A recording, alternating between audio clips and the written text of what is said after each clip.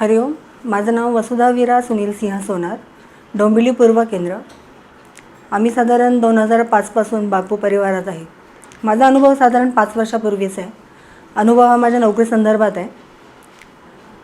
5 वर्षापूर्वी अगदी हाच एप्रिल महिन्यामधला अनुभव आहे माझा. एप्रिल महिन्यामध्ये पहिल्या आठवड्यातच मुलांच्या परीक्षा संपतात. परीक्षा संपल्यानंतर आमचं रिझल्टचं काम सुरू होतं. त्यावर्षी असंच रिझल्टचं काम सुरू होतं. मी KES भगवती ठाणे येथे असिस्टंट टीचर म्हणून आहे. त्यावर्षी मी इयत्ता 8वीची वर्ग शिक्षिका होते. रिझल्टचं काम सुरू होतं. रिझल्टचं काम सुरू असताना प्रत्येक क्लास टीचरला हे सब्जेक्ट टीचर आपापल्या शीट्स ज्या असतात, वर्षभराचे जे मार्क्स ज्याच्यामध्ये त्यांनी फीड केलेले असतात ते सबमिट करतात. आणि आम्ही क्लास टीचर ती जी त्या ज्या शीट्स असतात, त्या जे त्यांचे मार्कलिस्ट असतं, ती आम्ही एका फाईलमध्ये ठेवतो. आता ती जी फाईल आहे किंवा आमचं पेपर करेक्शन किंवा रिझल्टचं काम जे असतं ते आम्ही शिक्षक लोक घरीही घेऊन येतो. आता मी राहायला डोंबिवलीला आणि जॉबला ठाण्याला, त्यामुळे ट्रेनचा प्रवास आलाच. मी नेहमी फाईल घरी घेऊन यायची. रिझल्टचं काम जे प्रोग्रेस कार्ड भरायचं आहे ते घेऊन यायची. दुसऱ्या दिवशी जाताना पुन्हा बरोबर घेऊन जायची. त्या दिवशी अशी सकाळी शाळेत जाण्यासाठी मी निघाले. पर्स ज्याच्यामध्ये मी ती फाईल ठेवलेली होती, ती प्लास्टिकची बॅग, तीही मी बरोबर घेतली आणि निघाले. ट्रेनचा प्रवास म्हणजे सकाळची वेळ, साधारण 6:30च्या दरम्यानची मी ट्रेन पकडायची. ट्रेनला अत्यंत गर्दी होती. कशीबशी ट्रेनमध्ये चढले मी. मला 3rd सीटच बसायला मिळाली. फाईल आणि पर्स माझ्या हातातच होती. नंतर ठाणा स्टेशन आल्यानंतर मी ठाणा स्टेशनला उतरले. ठाणा स्टेशनच्या बाहेर येऊन रिक्षा पकडून मी शाळेत गेले. रिक्षातून उतरताना माझं असं लक्षात आलं की माझी फाईलची जी बॅग आहे ती माझ्याकडे नाही आहे. मला असं वाटलं की मी ती रिक्षात ठेवली असेल, म्हणून मी रिक्षात बघितली. रिक्षावाल्याने मला लगेच विचारलं, काय झालं? मी म्हटलं, अहो माझ्याकडे एक प्लास्टिकची बॅग होती. तो म्हणाला, नाही, तुम्ही जेव्हा रिक्षामध्ये बसलात तेव्हा तुमच्याकडे कुठल्याही प्रकारची बॅग नव्हती. असं म्हटल्यानंतर मी प्रचंड घाबरले. आपली फाईलची जी बॅग आहे ती गेली कुठे? रिक्षावाल्याला मी लगेच पैसे दिले. जेमतेम मी पटकन स्टाफरूममध्ये आले. दुरून येत असले तरी पण मी स्टाफरूममध्ये सगळ्यात आधीच जायचे. स्टाफरूममध्ये कुणीही नव्हतं. मला चक्कर आल्यासारखं वाटत होतं, कारण तेव्हा माझी साधारण कंडिशन नव्हती. मी तेव्हा प्रेग्नंट होते. 7वा महिना होता माझा. ड्यू डेट अगदी जवळच आलेली होती. बाकीच्या टीचर्स यायला लागल्या. मी तिथे आमचा असा सिंगल कॉट आहे बसण्यासाठी, त्याच्यावरती मी जवळजवळ आडवीच झाले होते. चक्कर आल्यासारखं येत होतं. घाम पण फुटत होता. आलेल्या टीचर्सनी लगेच मला बघितलं आणि विचारलं, काय झालं?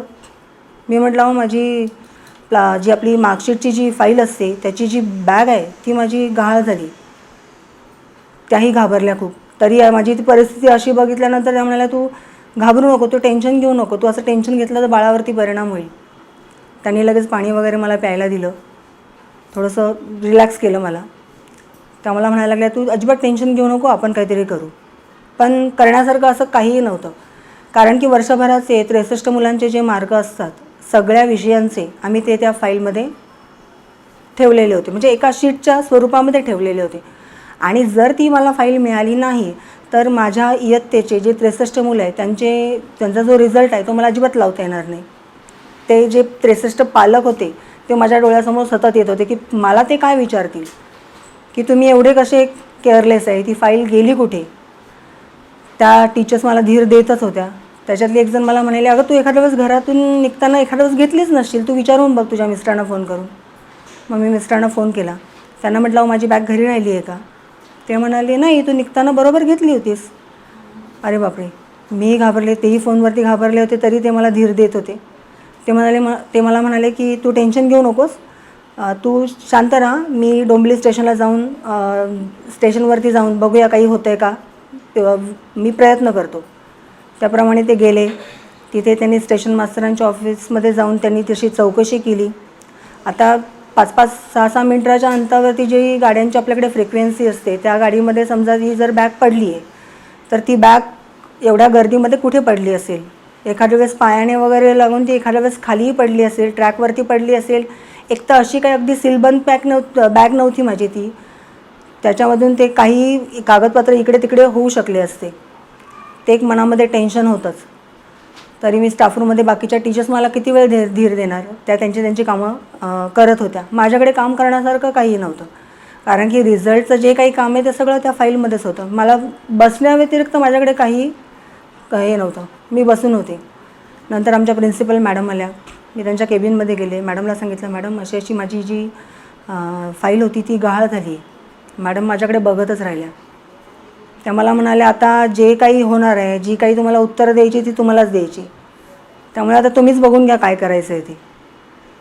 आता त्याही मला काही माझी कुठल्याही प्रकारची त्या मदत करू शकल्या नसत्या, कारण की त्यांच्या पण हातात काहीच नव्हतं. मी परत स्टाफ रूममध्ये आले, येऊन बसले. तेवढ्यात आता मी स्टाफ रूममध्ये बापू भक्त आहे हे सगळ्यांना माहिती होते. मी वरचेवर आपले कार्यक्रम जे होतात त्याच्याबद्दल मी नेहमी वारंवार बोलायची की आमच्या बापूंकडे असे कार्यक्रम होतं, आम्ही हे करतो ते करतो. तेवढ्यात एक टीचर, मला माहीत नाही त्या तिने कुठल्या पद्धतीने मला विचारलं, पण ती मला असं सहजच म्हणाली, अगं आता बापूंना हाक मार ना, बघ बापू काही करतायत का, बापू काही मदत करतील का तुझी.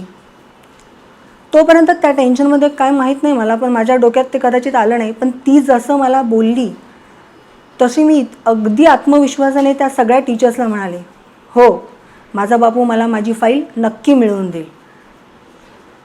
मला माझ्यामध्ये एक वेगळ्याच प्रकारचा आत्मविश्वास निर्माण झाला. जी माझी काळजी वगैरे जे काही होतं ते सगळं बाजूला सारलं गेलं आणि मला वाटलं की आत्ता माझी फाईल नक्की मिळणार.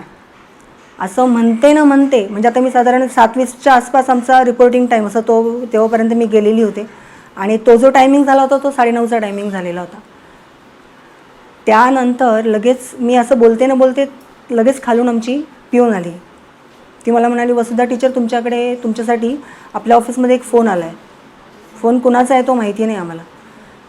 मी लगेच खाली ऑफिसमध्ये गेले, तिथून फोन घेतला. तर तो फोन मला ठाणे रेल्वे स्थानकावरून आलेला होता. ठाणे रेल्वे स्थानकावरचं जे पोलीस स्टेशन आहे त्या पोलीस स्टेशनमधनं मला तो फोन आलेला होता. ते मला म्हणाले, अहो तुमची एक वस्तू आमच्याकडे आली आहे, त्याच्यावरती तुमचं नाव आहे.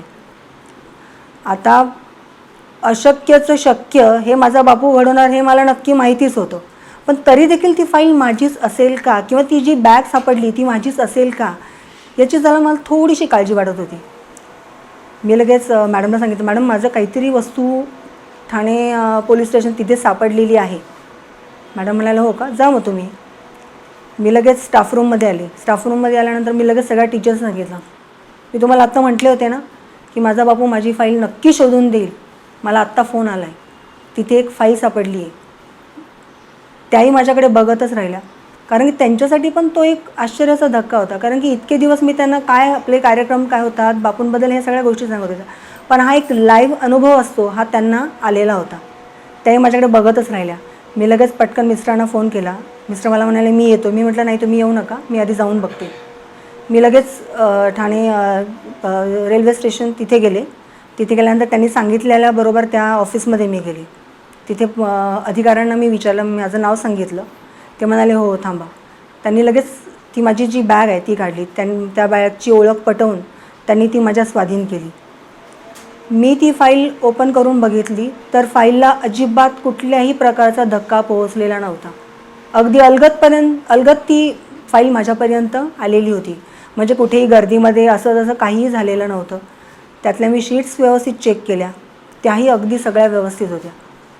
आता तो मला जो फोन आला होता त्या पोलीस अधिकाऱ्यांना ह्यासाठी सोपं केलं, कारण की आमच्याकडे ज्या आमच्या मार्क लिस्ट ज्या असतात त्याच्यावरती आमच्या शाळेचं नाव आणि फोन नंबर असतो. त्यामुळे त्या अधिकाऱ्यांना सोपं गेलं की माझ्यापर्यंत ते कॉन्टॅक्ट करणं. आता मी नेहमी आधी जे शीट लिहायची तेव्हा मी शाळेचा नाव आणि फोन नंबर वगैरे असायचा, तर मी इतर टीचरांना विचारायची पण की याचा काय उपयोग आहे, हे शाळेने कशाला उगाचच प्रिंट करून ठेवलेलं आहे. पण त्याचा मला त्या दिवशी हे आलं की कदाचित हे सगळं माझ्या बापूनीच आधी करून ठेवलेलं होतं. म्हणजे कदाचित आमच्या शाळेमध्ये ती बुद्धी त्यांना दिली असावी की आपण शाळेचं नाव आणि कॉन्टॅक्ट नंबर तिथे द्यावं. नंतर मग मी बघितल्यानंतर माझीच फाईल हे ओळख पटल्यानंतर मग मी लगेच अधिकाऱ्यांना विचारलं, म्हटलं ही फाईल तुम्हाला कोणी आणून दिली, मला त्यांचं नाव आणि कॉन्टॅक्ट नंबर प्लीज द्या, मला त्यांना थँक्यू म्हणायचं आहे.